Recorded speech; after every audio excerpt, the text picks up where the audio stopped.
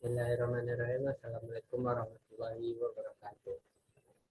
Saya Rahmat Azikri dengan NPM 2335100752 dari kelas 2A. Saya akan membahas tentang pengaruh pemetaan untuk berbagai ukuran CC tersebut. Di sini kita dapat menjalankan SMP CC, kemudian konfigurasi sistem dengan karakteristik arsitektur sebagai berikut. Ini contoh cara menjalankan SMP CC. Bisa dikonfigurasikan pemetaan menggunakan konfigurasi berikut. Direct, two-way, set associative, four-way, set associative, eight-way, set associative, and fully associative. Konfigurasikan jumlah blok dalam CC untuk mendapatkan ukuran CC berikut. 4 KB, 8 KB, 16 KB, dan 32 KB. Untuk setiap konfigurasi, dapatkan misthread menggunakan memory thread. Ini mappingnya dapat dilihat, teman-teman. Nah, di sini juga ada pertanyaan. Nomor 1 itu adalah apakah misthread meningkat atau menurun dengan meningkatnya asosiasi? Kenapa? Ini saya menjawab misthread cenderung menurun dengan meningkatnya asosiasi dalam CC. Ini disebabkan oleh dua alasan utama. Pertama, reduksi konflik misthread. Asosiasi dalam CC mengacu pada jumlah set yang tersedia untuk menempatkan blok data. Semakin tinggi asosiativity, semakin sedikit kemungkinan terjadi konflik antara blok data yang berusaha masuk ke dalam CC. Ketika CC memiliki lebih banyak set, blok-blok yang memiliki alamat memori yang berbeda namun termap ke set yang sama dalam CC memiliki kemungkinan yang lebih rendah untuk bersaing satu sama lain. Dengan demikian, meningkatnya associativity dapat membantu mengurangi konflik yang terjadi ketika blok data yang diminta oleh CPU tidak dapat dimasukkan ke dalam CC karena set yang sesuai sudah terisi penuh oleh blok-blok lain. Yang kedua yaitu tingkatan spatial locality utilization. Associativity juga membantu meningkatkan penggunaan spatial locality dalam CC. Dengan tingkat associativity yang lebih tinggi, CC memiliki lebih banyak fleksibilitas dalam menempatkan blok-blok data yang berdekatan dalam set yang sama. Hal ini memungkinkan CC untuk lebih efisien memanfaatkan spatial locality, yaitu kecenderungan CPU untuk mengakses data yang berdekatan secara fisik dalam waktu relatif dekat. Pertanyaan kedua yaitu apakah pengaruh tingkat asosiatif meningkat atau menurun dengan meningkatnya ukuran CC? Mengapa? Ini saya menjawab pengaruh tingkat asosiatif pada kinerja CC cenderung menurun dengan meningkatnya ukuran CC.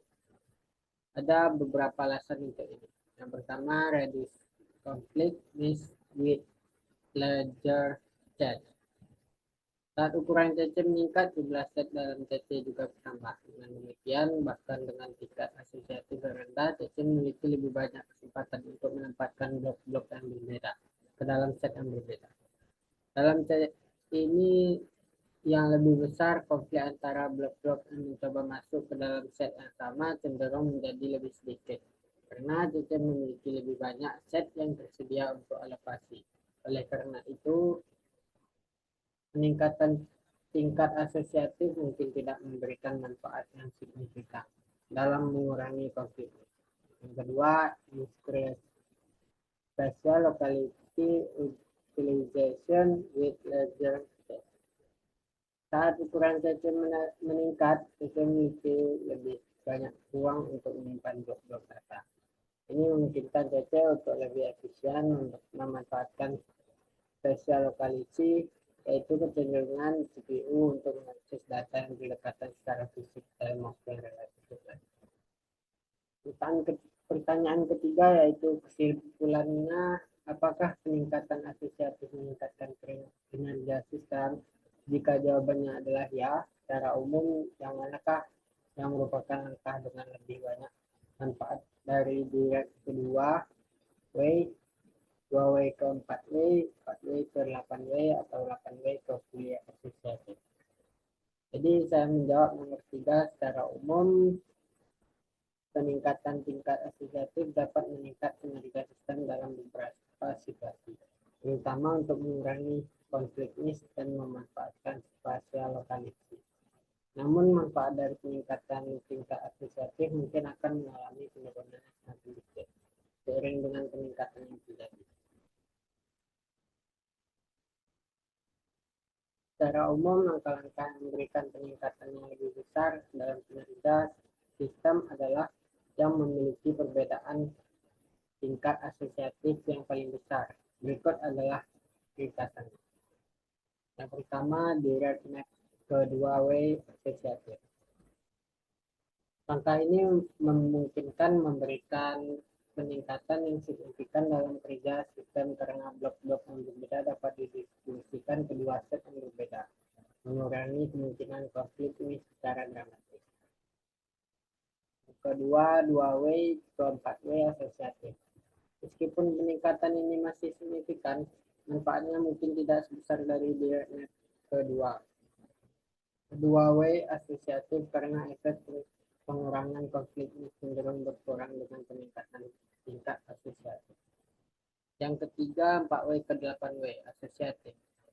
Peningkatan ini kemungkinan memberikan manfaat yang lebih kecil lagi karena pengurangan konflik niche dan peningkatan pemanfaatan spasial lokalisi mungkin sudah cukup baik dengan tingkat asosiatif yang lebih rendah.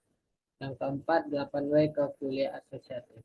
Angka ini mungkin memberikan manfaat yang lebih kecil lagi dibandingkan dengan peningkatan sebelumnya, karena peningkatan tingkat asosiatif yang terjadi tidak sebesar sebelumnya, dan kompleksitas serta overhead yang terkait dengan kuliah asosiatif dapat menjadi lebih tinggi.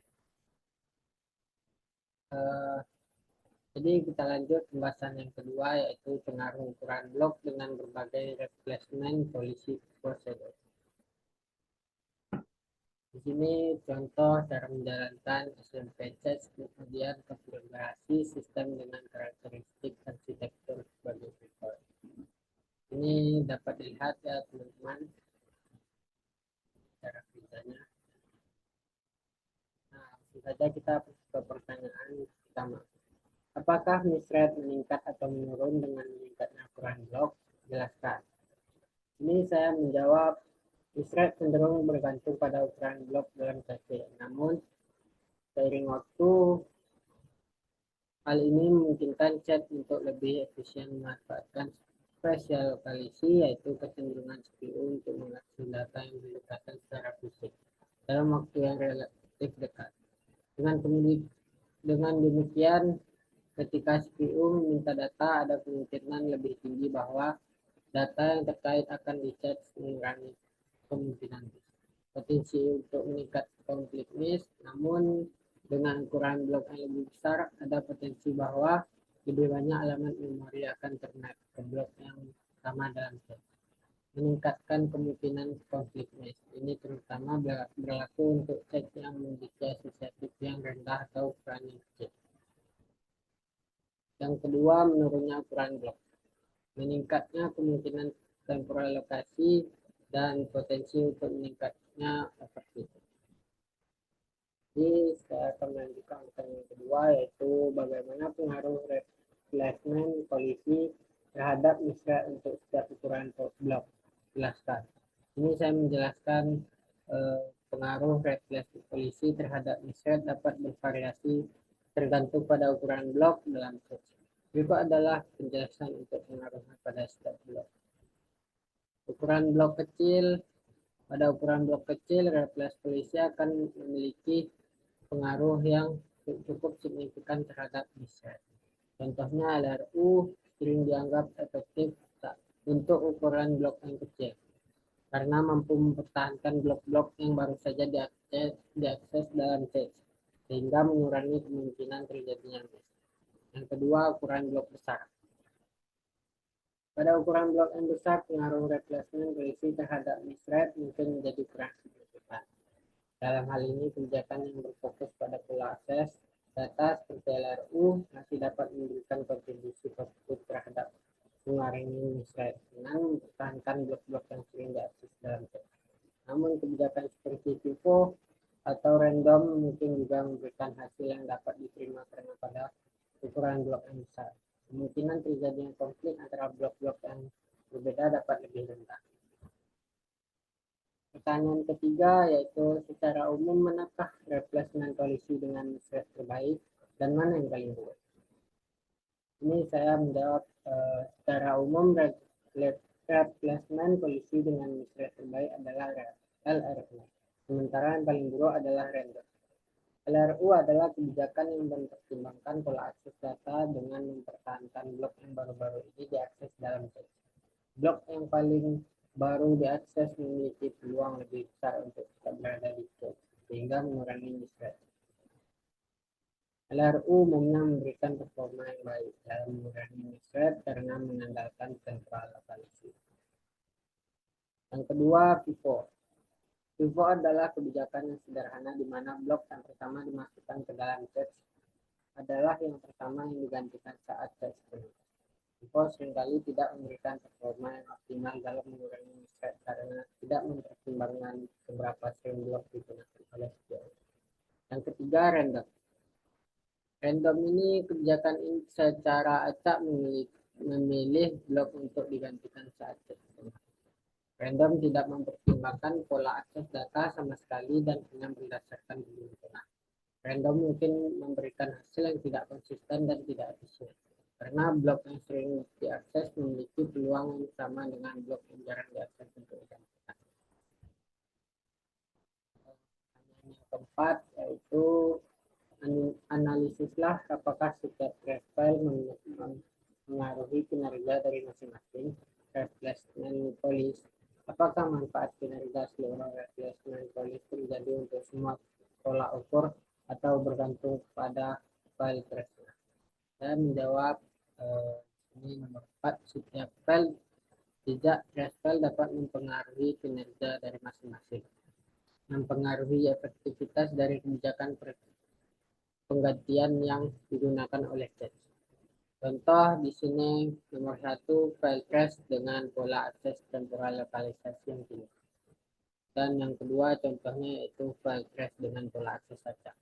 Manfaat kinerja dari seluruh replacement policy dapat terjadi untuk semua pola ukur, namun bisa bergantung pada file trace yang digunakan. Kinerja replacement policy akan sangat dipengaruhi oleh pola akses data dalam file trace tersebut. Sebuah replacement policy mungkin akan memberikan kinerja yang baik dalam satu file trace, tetapi mungkin tidak efektif dalam file trace lain yang memiliki pola akses data yang berbeda. Oleh karena itu, dalam praktiknya penting untuk menguji kinerja dan berbagai replacement policy terhadap berbagai file trace yang mungkin mencerminkan pola akses data yang berbeda. Hal ini akan membantu dalam menentukan kebijakan penggantian yang paling efektif untuk aplikasi atau sistem tertentu. Jadi cukup sekian yang dapat saya sampaikan. Apabila ada salah kata mohon dimaafkan. Saya tutup dengan Assalamualaikum warahmatullahi wabarakatuh.